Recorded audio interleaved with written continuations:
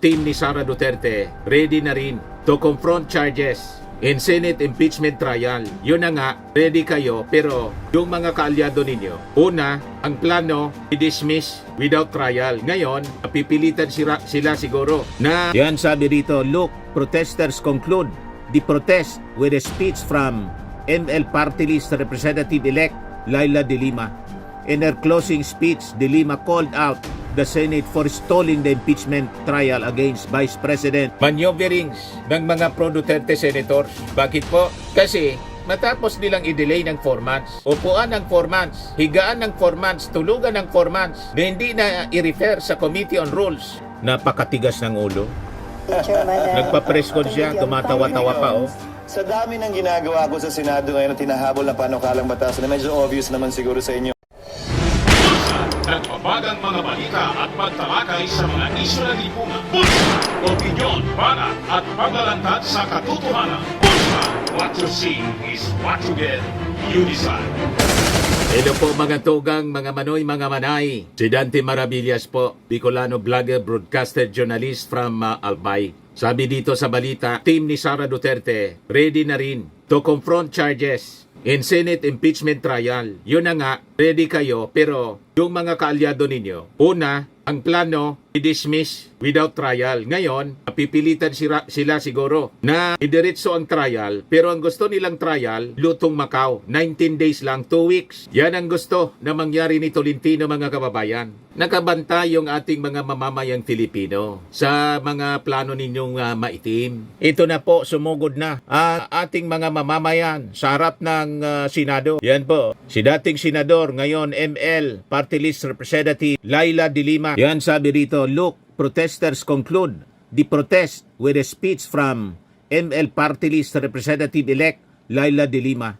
In her closing speech, De Lima called out the Senate for stalling the impeachment trial against Vice President Sara Duterte, stressing that the trial carrying over from 19th Congress to 20th Congress is not and should not be an issue. Ginagawa nilang issue, kaya gusto nilang i-fast track. Ilulutong Macau nila yung trial para makalusot si Sara Duterte. Kung hindi makalusot ang dismissal without trial, magta-trial sila. Pero 19 days lang. Hindi tayo papayag sa ganong lutong Macau na trial, mga kababayan. Ito yung plano nila, fast track impeachment in 19 days. Senate Majority Leader Francis Tolentino is proposing an expedited impeachment trial para kay Sara Duterte that will run until June 30 lang, saying it is possible to carry out a trial and render a verdict within 19 days. That can really be done, sabi po niya. Nothing will prevent the 19th Congress from adopting rules or procedures for an expedited impeachment trial that can be finished within 19 days. Sabi po ni Tolentino sa interview ng DCWB. So kahina-inala, mga kababayan, ang ganitong maneuverings ng mga pro-Duterte senators. Bakit po? Kasi matapos nilang i-delay ng 4 months, upuan ng 4 months, higaan ng 4 months, tulugan ng 4 months, na hindi na i-refer sa Committee on Rules. Sabi ni Senator Tito Soto, pagkatapos iraras nila sa ganitong paraan, mga kababayan, basta lang masunod yung impeachment trial, pero ilulutong Macau nila for 19 days. Grabe ang kanilang mga ginagawa. Tapos yung defense team, nagpalabas ng statement na ready sila. Ready sa ano? Sa paglutong Macau? Nakasabwat yung mga kaalyado nilang senador. Ilulutong Macau yung impeachment trial in 19 days. Ito yung sabi rito. The defense team of Vice President Sara Duterte said they are ready to defend the country's second highest official despite questioning serious constitutional infirmities in the impeachment complaint. We reiterate our firm position that the initiation of the impeachment process, particularly the fourth impeachment complaint, suffers from serious constitutional infirmities. Sabi po ng defense, the impeachment process must never be weaponized to harass, silence, or eliminate political opponents. It is a constitutional mechanism, not a political tool. Baliktad lang yung mga pinagsabi ninyo sa defense. Anong harass? Ang nangharas si Sara, recorded yung harassment niya, hindi lang harassment, pagbabanta sa ating Pangulong Bongbong Marcos na ipapapatay niya. Pati si Lisa, pati si Martin Romualdez. Tapos, you have that gall na gamitin yung harassment Babaliktarin ninyo lahat. At baliktad yung pinagsasabi ninyo. We need weaponize yung impeachment. Paano weaponization ng ang impeachment? That is an accountability mechanism na nakapalaman sa ating konstitusyon. Kung mahina yung ebidensya kay Sara, o di acquit, di ba? Ang gusto ninyong mangyari, hindi ituloy ang impeachment. Tulad ng sinusulong ni Bato de la Rosa. Ngayon naman, kung matuloy, gusto ninyo 19 days lang. Para ano? Para hindi ma-present ng maayos yung ebidensya. Kasi marami sa mga senador, kakampi ninyo. Magbubutuhan na lang. Kasi pag na-present yung ebidensya ng maayos, lalo yung mga bank accounts, mahirapan yung mga kakampi ninyo na acquit si Sara. Yan ang game plan ninyo. Malinaw na malinaw. Hindi yan magkakalampas sa mata ng ating mga mamamayang Pilipino, yung mga agenda ninyong maitim. Sabi nila rito, nevertheless, should the Senate choose to proceed, we stand ready to confront the charges and expose the baselessness of the accusations against the Vice President. Di gawin ninyo. Di ba yan ang gustong mangyari ni Sara Duterte? Bloodbath?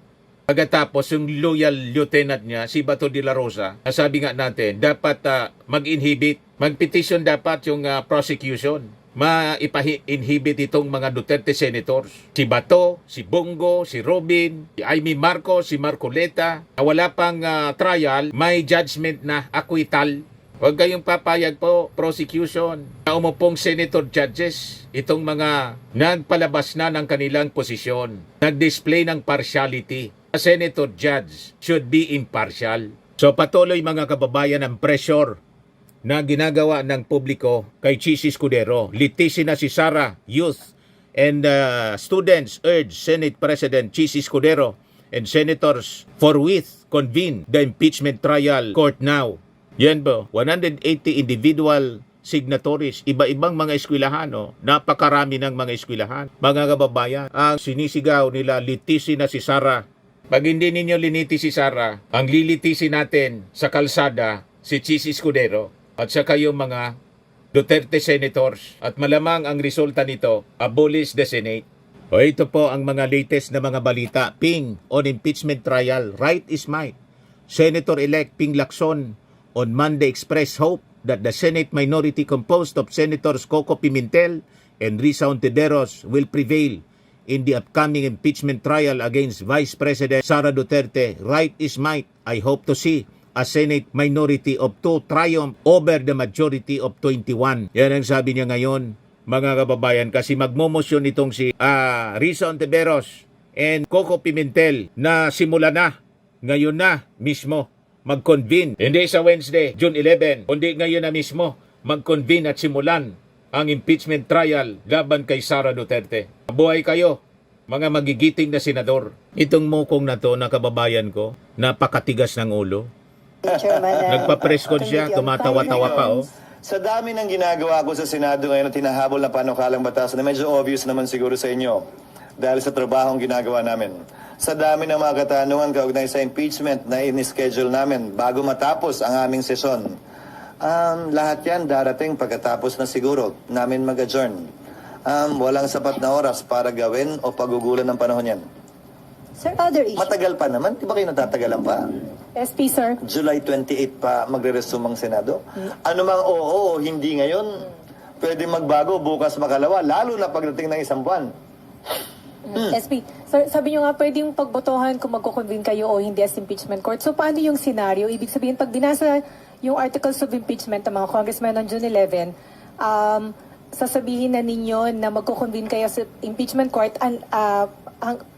maliban na lang kung may mag-object, ganun ba yun? Hindi ko So, paano sasabihin scenario, yun. sir? Tutuloy-tuloy lang kami, maliban na lang kung may mag-object o magmoson. Hindi ako maghihintay. Hindi naman sir. ganun So, yun. ibig sabihin- Again, watch how we do things because that's exactly how we will do things still with respect to this. Wala namang pagbabago eh. Di ba, pagbukas na pagbukas, roll call, quorum, di ba? Tatawagin ng majority leader, magmo-motion siya, any objection, lahat naman yun, ganun eh. Now, at any point in time, pag may nagsabing objection, sasabihin ko, anong objection mo? Pag sinabi niyang ganyan and I move, may nag-object, magbobotohan. Pag walang nag-object, edi tuloy. Di ba sinasabi ng majority leader, I move that we take up the reference of business. Any objection, hearing none. Edi magre-reference of business kami. At any point in time na may tumayo at gusto mag-deliver ng privilege speech, halimbawa, what is the pleasure? Any objection na mag-privilege speech sa halimbawa sa gitna ng reference of business? Wala, edi yun ang gagawin namin. We're all dictated by motions and objections and votes. That is what we will be doing, not only with this, but with everything that we do in plenary. Ano kasi, di ba? Pagkabasa ng articles of impeachment and then, tama ba? Supposedly sasabihin ninyo na magko-convene kayo. I-refer na agad yon sa impeachment court and that will trigger the convening of the impeachment court by doing the oath. First to me and then to the members of the impeachment court. Bakit tatanungin pa kung any objection sa pagko-convene ng impeachment court? Gano'n naman talaga eh. Again, lahat ng ginagawa namin ay gano'n. Everything is done by motion. You just simply ignore it because nobody's objecting. But in a highly politically charged issue such as this one, doon yung makikita kung sakasakali dahil nakita nyo na iba't iba ang pananaw halos ng kada senador. But I don't fear that. I don't run away from that. In fact, that shows that we have a vibrant democracy, both inside and outside the Senate. Dahil iba-iba ang opinion namin kaugnay sa bagay na ito. Pero bagaman magkakaiba ang opinion namin sa bagay na ito, ito'y tatapusin sa pamamagitan ng hindi suntukan o anuman, pero batuhan. So isa na lang, how confident are you na masusustain yung pagko-convene ninyo sa impeachment court? Ako nag-set nun eh. Ako nag-set nun sa pananaw at palagay ko, matutuloy yun hanggang sa pag-issue nga namin ng summons. Ngayon, kung yung trial ay matutuloy, ayon sa kagustuhan ni Senator Tolentino na isang araw lamang ang presentasyon ng ebidensya na magkabilang panig, impeachment court ang magde-decide nun. Hindi ang Senado. So, from July 1 hanggang bago Resume. mag-resume, walang pwedeng gawin yung impeachment court. Paano kami may gagawin? Walang prosecutor. Paano magta-trial kung wala ang isang panig? Paano magiging parehas at patas ang anumang paglilitis kung isang side lang yung pwede magsalita? Ang term ng mga kongresista na hinalal nila ay nagtapos na o magtatapos sa June 30. Yon ang isang bagay na nakita na lang din namin pagkatapos at maliwanag na hindi nakita ng kamera nung final nila ng late ito. Sorry. Yes. Lagi niyang biniblame yung kamera. Ready yung kamera. Hinat-short nila, mga kababayan, yung sesyon. 2 days pa sana. February 5, final. Sinabmit sa kanila. Ang session ng Senado hanggang February 7 pa. Nagmosyon si Joel Villanueva to adjourn. Inapprove naman niya. And afterwards, nagbakasyon na sila. Habang sumusweldo sa kabanang bayan yung mga senador, nagliwali sa ibang bansa. Si Amy Marcos nga nakagawa ng hearing, nagpabor, ang kababayan sa mga Duterte, pwede pala magsisyon. Pero dito sa impeachment, kasi hindi pabor sa mga Duterte, ayun, tinulugan nila for 4 months. Tapos sinisisi nila yung Congress, inupuan daw ng 2 months. Saan ka nakakita? Anong klaseng mga tao kayo? Sabihin pa natin, inupuan na nga ng 2 months, tapos gagayahin ninyo yung mali, kung mali yun sa inyo. Kayo ginawa ninyo, 4 months ninyong inupuan, hinigaan at tinulugan. Pagkatapos, may juntong schedule, ang pagbabasa ng sakdal, nilipat pa ninyo sa June 11. Kaya hindi napapayag yung minority. Mamaya magmumusyon sila to convene immediately as an impeachment court. Tingnan natin kung ano yung magiging reaksyon ninyo. Nakabantay ang mga mamamayang Filipino sa Senado ngayon. Hindi lang si Sara ang nasa trial ngayon. Kayo na mismo na mga senador under trial ng ating mga mamamayan. Max framing and lifting cream, pinapahid po sa mga pulses in affected area. Mainam po sa paninigas ng mga kaso-kasuan.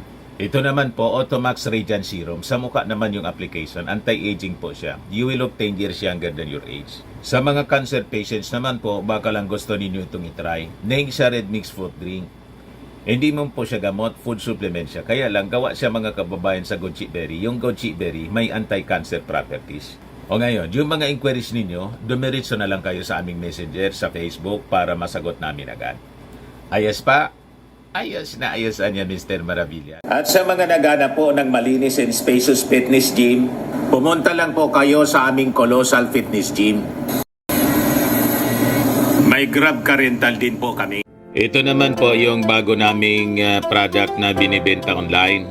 Eye Glow Serum, whitening po siya. Tingnan ninyo yung epekto sa aking anak na architect before and now. Yung mga inquiries po ninyo, dumiretso na lang kayo sa kanyang Facebook account, Riz Maravillas.